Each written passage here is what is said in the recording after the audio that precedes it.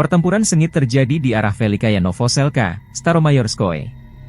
Serangan angkatan bersenjata Rusia oleh unit senapan bermotor kecil. Setelah serangan artileri bertubi-tubi, kelompok penyerang Rusia bergerak maju di bagian tengah Staromayorski ke arah utara. Wilayah Velikaya Novoselka dipenuhi asap tebal hasil serangan artileri Rusia. Kemajuan umum angkatan bersenjata RF di wilayah berpenduduk hingga 500 meter, demikian keterangan videonya 24 Mei 2024.